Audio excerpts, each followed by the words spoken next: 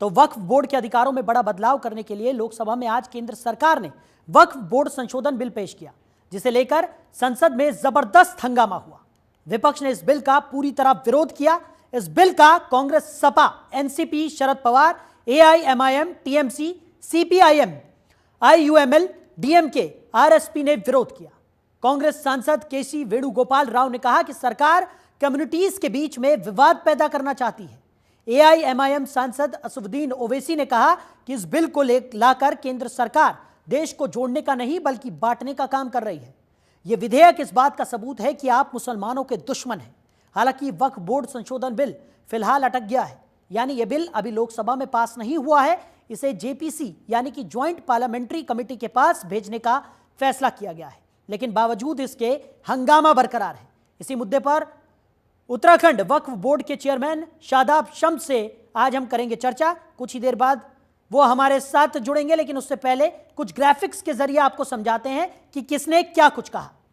अखिलेश यादव की बात हम करें, उनका क्या पक्ष था वो भी हम आपको दिखाएंगे, लेकिन उससे पहले वक्फ बोर्ड क्या होता है वो आपको हम ग्राफिक्स के जरिए आपको दिखा रहे हैं। वक्फ मुस्लिम समुदाय के विकास के लिए दी गई संपत्ति है। तो संपत्ति से हुए मुनाफे को हर राज्य के वक्फ बोर्ड प्रबंधन करते हैं। 1954 में जवाहरलाल नेहरू सरकार ने वक्फ अधिनियम पारित किया था।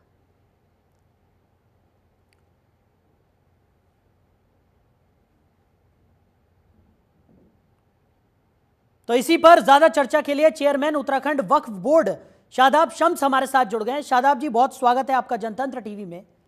सबसे पहले तो आपसे यही समझना चाहेंगे, क्योंकि हमने आज देखा लोकसभा में कितना हो हल्ला हुआ, संशोधन का बिल था और उसके बाद जिस तरीके का रुख विपक्ष का दिखाई दिया, सबसे पहले तो क्या कहेंगे उस पर आप? देखिए, सबसे पहले तो मैं कहूंगा कि मोदी जी को और हमारे जो अल्पसंख्यक कल्याण मंत्री हैं उनको बधाई देता हूं कि उन्होंने एक मजबूत निर्णय लेते हुए इसको सदन में पेश किया।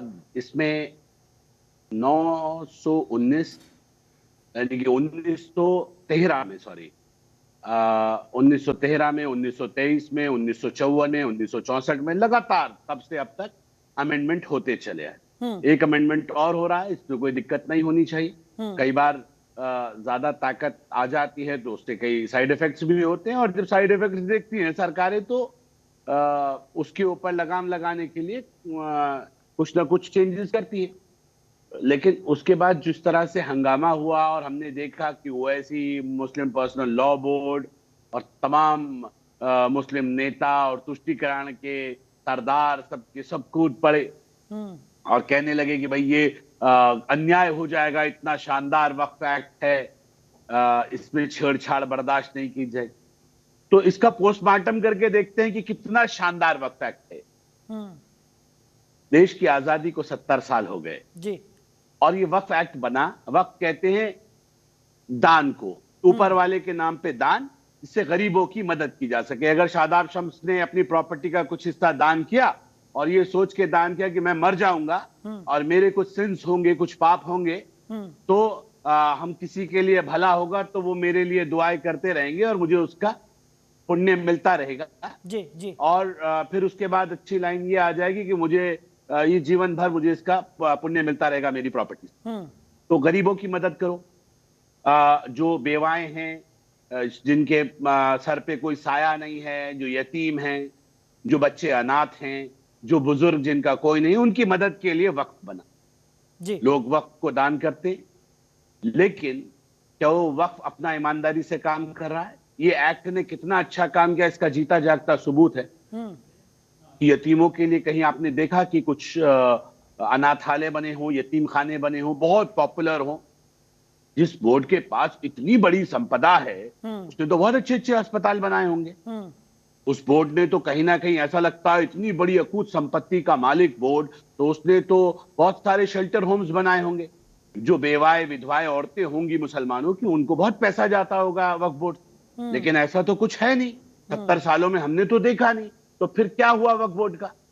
चंद लोगों ने, चंद वक्फ के दलालों ने वक्फ बोर्डों के अध्यक्षों के साथ मिलकर, वक्फ बोर्ड के सदस्यों के साथ मिलकर, वक्फ बोर्ड के कर्मचारियों के साथ मिलकर वक्फ बोर्ड के मुतवल्लियों के साथ मिलकर चोरी का, डकैती का खुला नंगा नाच किया। और इसको जैसे अपने चौखट की कोई प्रोस्टिट्यूट होती है ना, वैसे इसका दोहन किया है। जब चाहे नोच लो, जब चाहे खा लो, जैसे चाहो उसका दोहन करो, कोई कहने सुनने वाला नहीं। और कौन है दोहन करने वाले? ये तथाकथित अपने आप को जो सेक्युलर कम्युनिटी के ठेकेदार कहते हैं, मुसलमानों के लीडर्स बताते। अकबर अहमद डंपी 200 बीघा जमीन पर वक्फ की, जो यतीमों के लिए, गरीबों के लिए दी गई थी या बेसहारों के लिए दी गई थी, रिसोर्ट बनाया है नैनीताल रामगढ़ के अंदर। 200 बीघे जमीन पर रिसोर्ट, और ऐसा रिसोर्ट, शानदार रिसोर्ट, इसके लिए दी गई थी क्या वक्फ? दूसरे कांग्रेस के सांसद सईदुज्जमा, पूर्व सांसद। हेलो, आप मुझे सुन पा रहे हैं? जी जी जी, शादाब जी आपकी आवाज आ रही है, बोलिए। पूर्व सांसद सईदुज्जमा जी, उन्होंने कलियर में कब्जा किया हुआ था, उनसे अभी कब्जा छुड़वाया। खुद धर्मगुरु मुसलमानों के कलियर, पीरान कलियर, विश्व प्रसिद्ध दरगाह, दरगाह साबिर पाक, उस दरगाह साबिर पाक के जो सज्जादे हैं, जो अपने आप को ठेकेदार बताते हैं मुसलमानों का, सैकड़ों एकड़ जमीन वक्त की अपने नाम पर सेटिंग गेटिंग करके दर्ज करा ली। उनके बड़े कहते थे हमारे बदन के कपड़े भी दरगाह साबिर पाक की अमानत है। वो कह रहे हैं हम तो इस जमीन के मालिक हैं, ये तो जमीन हमारी है, और बेच बेच के खा रहे हैं, विदेश में घूम रहे हैं, मस्ती मार रहे हैं। गरीब के हाथ में कुछ नहीं है। इतनी बड़ी संपदा का मालिक मुसलमान जो अपने आप को समझता है, उसके बच्चों के हाथ में भीख का कटोरा है। इतनी बड़ी संपदा की बात जिसकी हम करते हैं, उनके हालात देखो, वो राशन की लंबी लंबी कतारों में नजर आते हैं, और इस उम्मीद के साथ कि मोदी जी का जो मुफ्त राशन मिल रहा है वो मिल जाए तो हम अपने बच्चों का पेट भर सके। वो ठेला लगाता है, ठेली पे सब्जी रखने के लिए पैसे नहीं है उस गरीब के पास। एक आम मुसलमान से जाके पूछिए कि आपको वक्फ बोर्ड से कभी कोई लाभ मिला, तो कहेगा कुछ नहीं मिला। ये है असलियत। वक्फ बोर्ड में सिर्फ और सिर्फ भ्रष्टाचार का अड्डा वक्फ बोर्ड बन गए। मेरा अनुरोध है आपके चैनल के माध्यम से देश के प्रधानमंत्री से और तमाम मुख्यमंत्रियों से, वक्फ बोर्डों की जांच कराओ। देश की आजादी से अब तक सबसे बड़ा भ्रष्टाचार इन वक्फ बोर्डों में हुआ और इनकी सीबीआई जांच होनी चाहिए। और इनकी सीबीआई जांच में जैसे ही होगी, आपको पता चलेगा दुनिया का सबसे बड़ा भ्रष्टाचार इस वक्फ बोर्ड में हुआ। और मैं ये कह रहा हूं, इंक्लूडिंग शादाब शम्स, मेरा भी 2.5 साल का कार्यकाल हो गया है, बिल्कुल किसी को बख्शा नहीं जाना चाहिए। और मैं आपको बता दूं, इतने बड़े बड़े लकड़बग्गे जेल जाएंगे कि आप अंदाजा नहीं लगा सकते। बिल बात की सेटिंग गेटिंग चलती है, छोटा नेता, बड़ा नेता, उससे बड़ा नेता मिलके खा रहे हैं, लूट मची है। इतने लंबे लंबे कीड़े पड़ेंगे। ये ज़कात का, खैरात का, यतीमों का पैसा है, इसको खाने वाला बच नहीं पाएगा, पचा नहीं पाएगा इसे। और ये हमदर्दी दिखा रहे हैं, मदद दिखा रहे हैं, नहीं गलत हो रहा है। भाई ऐसा क्या था जिस पे तुम ऑब्जेक्शन कर रहे हो? मजा तो तब होता कि वक्त की तरफ से अच्छे अच्छे इंस्टीट्यूट्स बने होते, स्कूल कॉलेजेस बने होते, जिसमें यतीम बच्चे, गरीब बच्चे पढ़ रहे होते, हमारे भी पढ़ते, औरों के भी पढ़ते। अच्छा तब होता, अच्छे अस्पताल होते, मुस्लिम बच्चों को, मुस्लिम बहनों को, मुस्लिम माओं को मुफ्त इलाज मिलता, हमें भी इलाज मिलता और बाकी देशवासियों, प्रदेशवासियों को भी इलाज मिलता। लेकिन ऐसा हुआ क्या? नहीं। क्योंकि अगर ऐसा हो जाता तो ये तुष्टीकरण की राजनीति करने वाले अपनी जेबें कैसे भरते? तो ये एक नंगा नाच हुआ है। और मैं ये मानता हूं कि इस नंगे नाच पे नकेल डालने का काम देश के यशस्वी प्रधानमंत्री ने किया। मेरे उत्तराखंड के युवा मुख्यमंत्री भी लगातार एक ईमानदार 0% टॉलरेंस ऑन करप्शन की सरकार चला रहे हैं। इसलिए आज आपके चैनल पे बैठ के हमें ये कहते हुए गर्व हो रहा है कि हमारी भी जांच कराओ, क्योंकि हमें पता है हम बिल्कुल साफ हाथ हैं, हम ईमानदारी के साथ चल रहे हैं। और इसलिए इस उम्मीद के साथ कि अगर हम ईमानदारी से आगे बढ़ेंगे तो ही शायद इस कम्युनिटी का भला हो पाएगा। ये जो कौम के ठेकेदार बन रहे हैं, जो डराते हैं, डर का खेल जो देश में चला रखा है, कि बार बार कहते हैं, कभी कहते हैं एनआरसी आ जाएगी, आपको देश छोड़ के जाना पड़ेगा, यूसीसी आ जाएगा, आपका हक मार दिया जाएगा, वक्फ एक्ट आएगा, सारी प्रॉपर्टी खत्म हो जाएगी। ये डर का खेल खेल रहे हैं कि इस बहाने इन्हें वोट मिलते रहे। मुझे लगता है ठीक, मुसलमान अगर सच्चा मुसलमान होगा तो उसे डरने की जरूरत नहीं है। देश की सरकार ईमानदारी से उसके साथ है, उस गरीब के साथ है जिसको हक दिलाना है। क्योंकि मेरी पार्टी का, मेरे संगठन का, मेरी सरकार का मानना है, अंतिम छोर पर खड़े हुए व्यक्ति का विकास होगा तो देश आगे बढ़ेगा। और इसलिए ईमानदारी के साथ देश की सरकारें, प्रदेश की सरकारें साथ लेके चलना चाहती हैं। सिर्फ जिन्होंने लूट का राज्य स्थापित किया है, आज भी अब भी विरोध कर रहे हैं। अरे ईमानदारी देखिए, सरकार की नीयत देखिए। आपने विरोध किया सदन के अंदर, हमने जेपीसी को भेज दी, ज्वाइंट पार्लियामेंट कमेटी डिसाइड कर दे, चलो हमने गलत क्या किया। सच्चर कमेटी की रिपोर्ट में जो कहा गया, जिसे मुसलमान रो रो के बताते थे कि सच्चर कमेटी की रिपोर्ट ये है, इस पे इंप्लीमेंट होना चाहिए, आज जब मोदी सरकार इंप्लीमेंट कर रही है तो पेट में दर्द हो रहा है। जिस रहमान साहब उन्होंने अपनी कमेटी की रिपोर्ट दी, आज जो उन्होंने राय दी थी अपनी कमेटी के मामलों से, उसके ऊपर एग्जीक्यूशन आज मोदी सरकार कर रही है, तो आपको क्यों तकलीफ हो रही है? आपको तो कहना चाहिए बधाई का पात्र है, आप आइए ये कीजिए। ऑब्जेक्शन पे ऑब्जेक्शन, बहाना ढूंढ रहे हैं कैसे हम अपनी राजनीति रोटियां सेकते रहे और मुसलमानों को गुमराह करते रहे। मैं ये कह रहा हूं, साफ मन से काम किया जा रहा है, तभी जेपीसी को भेजी है। अब तो आपको बधाई देनी चाहिए कि भाई इसका मतलब जॉइंट पार्लियामेंट्री कमेटी को भेज दी है, तो इसका मतलब अब ईमानदारी के साथ एक्ट में संशोधन हो जाएगा। लेकिन मजाल है कि किसी ने एक बार भी तारीफ की हो। ये उनकी नीयत को बताता है कि वो सिर्फ विरोध के लिए विरोध कर रहे हैं, बाकी इसके अलावा कुछ नहीं है। वो भी जानते हैं ये सही हो रहा है, प्रदेश देश हित में हो रहा है, वक्त हित में हो रहा है। किसी के साथ जुल्म करो मत और जुल्म सहो भी मत। अपनी प्रॉपर्टी को संभालो, दूसरी की प्रॉपर्टी पर नियत रखने की क्या जरूरत है?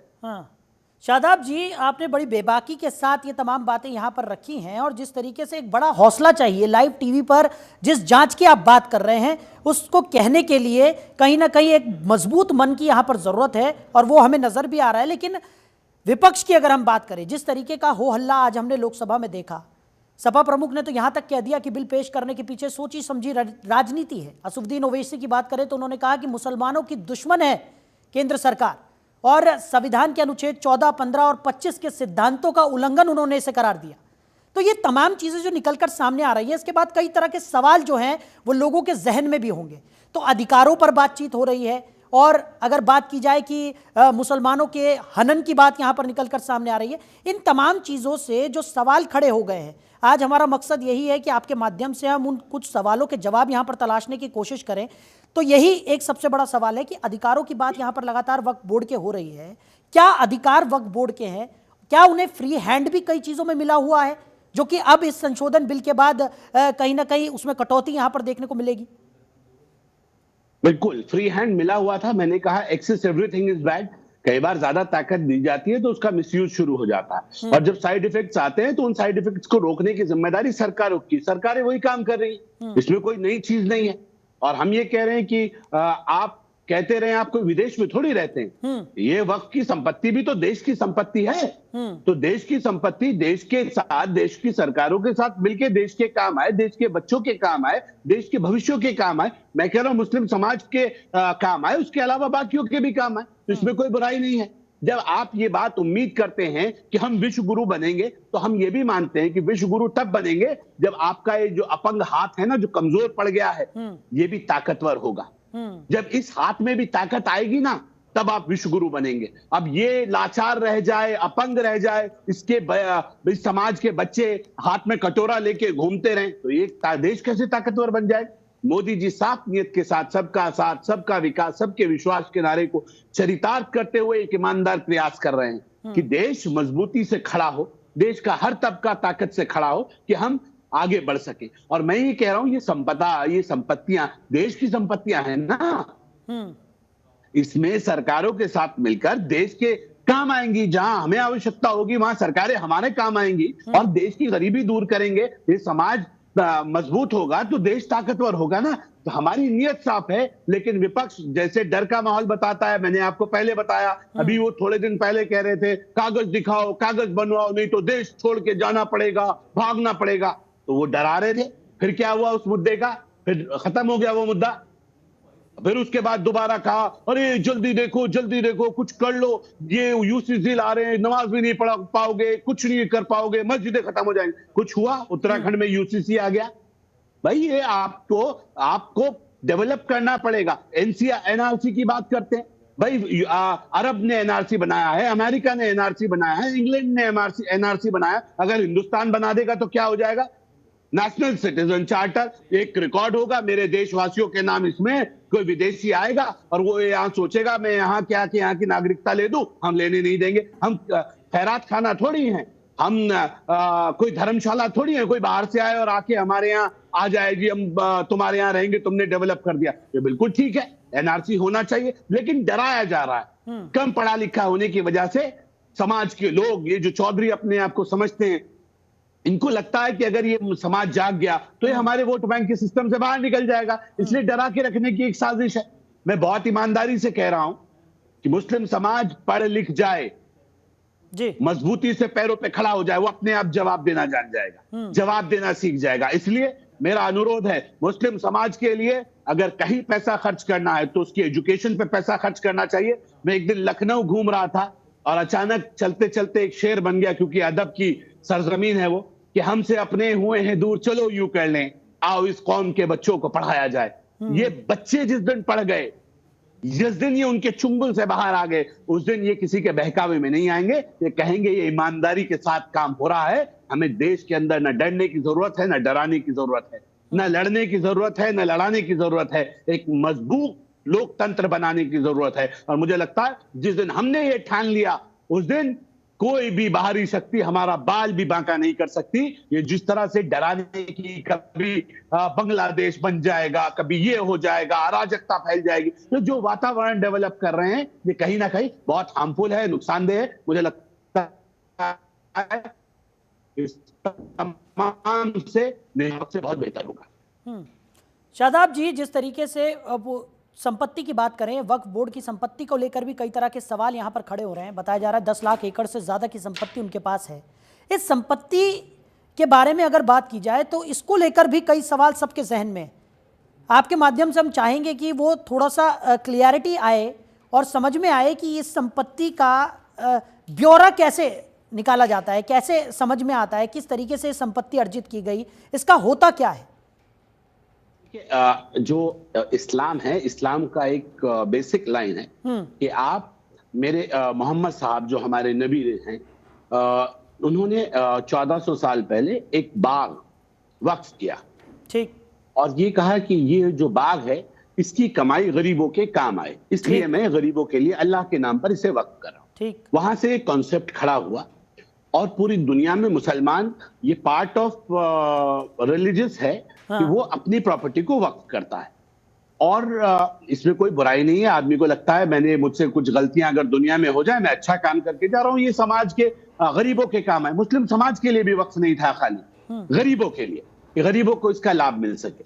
और मैं कह सकता हूं कि एक बहुत ईमानदार लाइन से ये सिस्टम चला, और जो मुसलमानों ने वक्फ किया, आज बदकिस्मती इस बात की है कि लोगों ने वक्फ करना भी संपत्तियों को बंद कर दिया है। इसलिए बंद कर दिया कि लोगों को लगा तो खुद चोर बैठे हैं सबके साथ। आज आपको जो संपत्तियां वक्फ बोर्ड में दिख रही है, इसकी जांच करा लीजिए, आपको 50% संपत्तियां मिलेंगी नहीं। वक्फ बोर्ड के जो मुतवल्ली हैं, वक्फ बोर्ड के जो अधिकारी हैं, वक्फ बोर्ड के जो अध्यक्ष हैं, खुद जानबूझ के कोर्ट में कहते हैं हमारे पे केस करो, हम जानबूझ के केस हार जाएंगे, हमें पैसे दे दो, बात खत्म हो गई, मिल बांट के सेटिंग करेंगे, जमीन ऑफ। ये खेल है, यहाँ खेल चल रहे हैं। उन खेलों का पटाक्षेप होना जरूरी है, और इसलिए जब नया कानून आएगा उसमें रेवेन्यू कमिश्नर जो उपायुक्त है उनको आयुक्त बना दिया गया कि निगाह तो रखो, ये राजस्व में दर्ज तो कराओ, जो प्रॉपर्टी है आपकी है, राजस्व में दर्ज नहीं है तो मनमानी होती है, जब चाहते हैं सेटिंग गेटिंग कर लेते हैं, चोर बाजारी चल रही है, कोई कहने वाला नहीं, जिम्मेदारी सेट नहीं है, अकाउंटेबिलिटी नहीं है। इसलिए नए जो ये एक्ट आ रहा है, जो संशोधन के साथ आएगा, उसमें मुतवल्ली की जवाबदेही तय की गई है कि मुतवल्ली कोई बनेगा तो कल को गड़बड़ हो गया जमीन में तो तेरी प्रॉपर्टी बेच के वसूल करेंगे, तुझे जेल में डालेंगे। वो जो गुंडागिर्दी है, चोरी है, उस चोरी पे कहीं ना कहीं लगाम लगेगी। वक्फ बोर्ड के हाल ये हुआ करते थे, कांग्रेस की सरकारों में बोलियां लगती हैं, कितने करोड़ रुपए दे दो वक्फ बोर्ड का अध्यक्ष बनने के लिए। जो करोड़ों रुपए दे के आएगा वो बैठ के लूटेगा ना इन पदों पे। तो वो जो चोर बाजारी है उसको रोकना है। दूसरा, हम ये कह रहे हैं जो वक्फ की प्रॉपर्टी है, उस वक्त की प्रॉपर्टी का काम गरीबों की खिदमत करना है, कि वो गरीबों की मदद करे। बेवाओं को, जो विधवा औरतें हैं, बहनें हैं, उनके बच्चे हैं, छोटे छोटे बच्चे हैं, उनका पालन पोषण कैसे हो, तो वक्त की तरफ से उन्हें पेंशन मिले। भाई हमारी ये इनकम है, ये इनकम से यहाँ पैसा जाना चाहिए। जो बेघर हैं, जिनके पास घर नहीं है, वक्त उनको जमीन दे कि भाई आप यहाँ रह लीजिए। और लोगों का हाल ये है कि वो जमीन जो गरीबों का हिस्सा थी पॉलिटिकल पार्टियों ने अपने कार्यकर्ताओं को दे दी। अब कार्यकर्ताओं के पास जमीन पहुंच गई। हम ये कहते हैं भाई, एक आदमी जो 50 लाख की गाड़ी में घूम रहा है, जिसने एक कोठी अपनी बनाई हुई है, क्या उसका इस प्रॉपर्टी पे रहने का अधिकार है? नहीं है।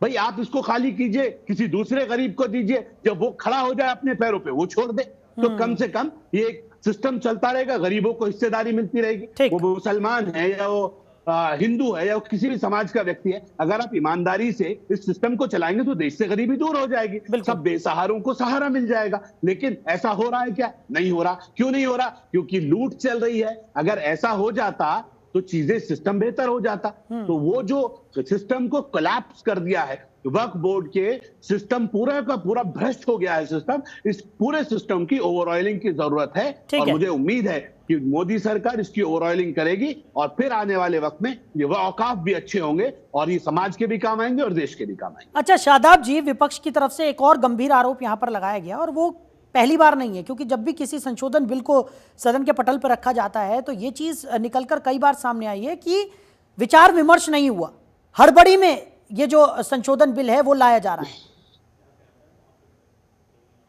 कैसे विचार विमर्श होता है? हाँ। देश की पूर्व अल्पसंख्यक कल्याण मंत्री स्मृति ईरानी जी ने कम से कम 8 बैठकें ली होंगी। सबको बुलाया, हमें भी बुलाया, पूरे देश के प्रदेश के वक्फ बोर्ड के अध्यक्षों को बुलाया। कैसे होता है विचार? कैसे होता है मंथन?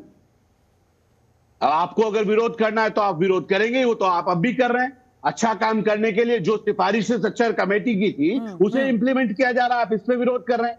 जो आर रहमान साहब ने सिफारिशें दी उन्हें एग्जीक्यूट किया जा रहा है, आप उसमें विरोध कर रहे हैं। आपको तो पॉलिटिकल विरोध करना है, क्योंकि आपको वोट लेने हैं और जनता को गुमराह करके रखना है। इतनी सी बात है, इसके अलावा कुछ भी नहीं। अच्छा शादाब जी, अगर इस पर काफी लंबे समय से मंथन किया गया है और उसके बाद ये संशोधन बिल यहां पर लाया गया है, जैसा कि दावा किया जा रहा है सरकार की तरफ से, तो इससे पहले क्यों नहीं लाया गया? ये 2014 में बहुमत था, 2019 में बहुमत था, उस समय लाते तो आसान भी होता। अब तो विपक्ष भी एक मजबूत स्थिति में विरोध दर्ज करा रहा है और अब अभी अगर बात करें तो संशोधन बिल जो है वो फिलहाल के लटक भी गया है। नहीं, लटका कहाँ है? अभी तो जेपीसी को भेजा है। हाँ, और हम ये कह रहे हैं कि इनकी असलियत सामने आ जाएगी। हाँ जी, सब कुछ तो पॉइंट सामने है ना। अभी मैं कई सारे अपने साथियों से डिबेट के दौरान बहस हो रही थी, पॉलिटिकल लोग सामने थे, तो उन्होंने कहा कि जी डीएम को दे दिया है, ये बहुत बड़ा अन्याय हो गया है। क्यों झूठ बोल रहे हो? इससे पहले भी तो जिलाधिकारी जो है वक्फ का उपायुक्त होता है, सारे रेवेन्यू तो उसी के थ्रू आएंगे। वक्फ रेवेन्यू का सबसे बड़ा अधिकारी तो जिले का जिलाधिकारी होता है और वो ऑटोमेटिकली जो भी जिलाधिकारी होगा वो वक्फ बोर्ड का उपायुक्त होता है। अगर उस उपायुक्त को वक्फ बोर्ड ये कहे कि हम आयुक्त बना रहे हैं तो इसमें तो कोई दिक्कत नहीं होनी चाहिए। क्या किस बात की परेशानी? सिर्फ इसलिए कि विरोध करना है, विरोध दर्ज कराना, इसलिए ये सिर्फ ड्रामा हो रहा है। मैं ये कह रहा हूं, मैं तो वक्फ बोर्ड में हूं ना, मैं इस बात को कह रहा हूं कि ये झूठ बोल रहे हैं, गुमराह कर रहे हैं जनता को। हम और दूसरी बात ये कह रहे हैं आप पुरानी प्रॉपर्टी के हमसे कागज मांगोगे। भाई आप आज जो चीजों को वक्फ कर रहे हो, सपोज कीजिए कहीं कोई मदरसा है, कोई मस्जिद है, आप किसके थ्रू आप चाहते हो कि आपका आदमी जो मुसलमान हो वो सर्वे करके आए, किसी की जमीन पे मंदिर है बाहर आके बता दे वहां मस्जिद है, मस्जिद थी जी मैं इंक्वायरी करके आ गया? ये तो अन्याय होगा जी। हम ये कह रहे हैं कि आज मेरी पर्सनल जमीन है और उस पर्सनल जमीन पे मान लीजिए कि कोई कूद के अंदर आ गया है या वहां पे कोई चीज है, तो मैं किसके पास जाता हूं? मैं डीएम के पास जाता हूं, एसडीएम के पास जाता हूं, कहता हूं सर्वे करा दीजिए। वो कानून को कहते हैं, कानून को पटवारी को कहता है, पटवारी फीता लेके आ जाता है, नापता है, बताता है ये पोजीशन है। ऐसा ही होता है ना। हाँ। तो जब ऐसा वहां होता है तो यहां भी हम तहसीलदार कानून को पटवारी का इसी चैनल को यूज करें। हमारा क्यों होगा? क्यों हमारा वाला कैसा क्या कद्दू में तीर मार देगा? जब हम अपनी पर्सनल प्रॉपर्टी देश की संस्थाओं पे यकीन करते हैं, अधिकारियों पे यकीन करते हैं, तो वक्त की प्रॉपर्टी पे क्यों नहीं करेंगे? अगर मस्जिद होगी वो बता देगा मस्जिद है, मंदिर होगा तो बता देगा मंदिर है। अच्छा शादाब जी, इसमें कोई बुराई नहीं है। ठीक है शादाब जी, तमाम चीजें आपने यहां पर रखी, लेकिन विपक्ष की तरफ से जो एक और चीज है जो बार बार कही जा रही है वो ये है, और जल्दी से क्योंकि समय हमारे पास थोड़ा सा कम है तो मैं चाहूंगा कि आप जल्दी से इसका जवाब दे दें कि विपक्ष लगातार ये कहता हुआ नजर आ रहा है कि बाकी चीजों से ध्यान भटकाने के लिए अब ये जो संशोधन बिल है वो यहां पर लाया गया है। इसमें मुसलमानों की भलाई का कोई इरादा नहीं है, लेकिन बाकी चीजों से ध्यान हट जाए, इसके लिए संशोधन बिल यहां पर लाया गया है ताकि इसमें उलझे रहे सब। जल्दी से जवाब दीजिए। मतलब जब जब मुसलमानों का भला करने की भारतीय जनता पार्टी सोचे, तब तक ध्यान भटकाने की जगह ध्यान तो आप भटका रहे हो। आपको चाहिए, अगर आप ईमानदार हैं, आप कहिए ये लीजिए संशोधन पेश कीजिए, हम आपके साथ हैं। मुसलमानों के साथ एक तथाकथित सेक्युलर कहने वाले लोग धोखा कर रहे हैं। आज जो सच्चर कमेटी की रिपोर्ट है उसको एग्जीक्यूशन करने का मौका आया है। आज रहमान साहब की जो कमेटी की रिपोर्ट थी, आज उसके एग्जीक्यूशन का मौका आप विरोध कर रहे हैं। मतलब आप हमारे बच्चों का भला चाहते नहीं है। आप चाहते नहीं है कि देश के मुसलमान का बच्चा पढ़े, उसकी बेवाओं को मदद मिले, उसके युवाओं को रोजगार मिले। आप चाहते ही नहीं है ये ऐसी जमीनें पड़ी रहें। आप रिसोर्ट बनाते रहिए, आपके कार्यकर्ता लेते रहे, ऐसे सिस्टम चलता रहे, ये लूट का बाजार चलता रहे, कोई कहने सुनने वाला ना हो। आपकी सोच ये है, जग जाहिर है, और कोई देखे या ना देखे, वो ऊपर वाला देख रहा है। उसकी लाठी में आवाज नहीं है। वक्त आएगा साहिल भाई, मैं दिखा दूंगा इनका वो हश्र होगा अगर इन्होंने अन्याय किया कि इन्हें पानी पिलाने वाला कोई नहीं मिले। चलिए शादाब जी, आप हमारे साथ जुड़े और इस चर्चा में हमारे साथ निभाए, इसके लिए आपका बहुत शुक्रिया। बड़ी बेबाकी के साथ आपने अपनी तमाम बातें यहां पर रखी। तो वक्फ बोर्ड संशोधन बिल फिलहाल के लिए अटक गया है, यानी कि यह बिल अभी लोकसभा में पास नहीं हुआ है। इसे जेपीसी यानी ज्वाइंट पार्लियामेंट्री कमेटी के पास भेजने का फैसला किया गया है। विपक्ष लगातार अपना विरोध जता रहा है, लेकिन सरकार कह रही है कि यह संशोधन बिल मुसलमानों के हक का है और अगर इसमें संशोधन होता है तो मुसलमानों के लिए बेहतरी का रास्ता खुलेगा।